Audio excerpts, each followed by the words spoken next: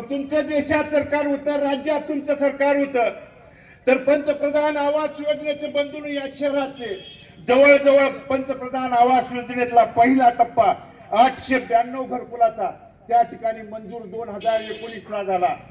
विधानसभेचं इलेक्शन 2019 डोळ्यासमोर ठेवून त्या ठिकाणी ताबडतोब त्याचं उद्घाटन केलं, भूमिपूजन केलं आणि ते 892 घरकुलाची परिस्थिती बंधून बघा.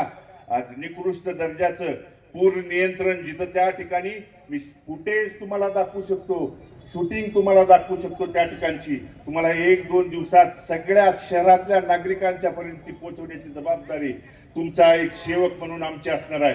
पाण्यात ती घरं बांधली 892 घरं म्हणजे साधारणतः पहिल्या टप्प्यातली 892.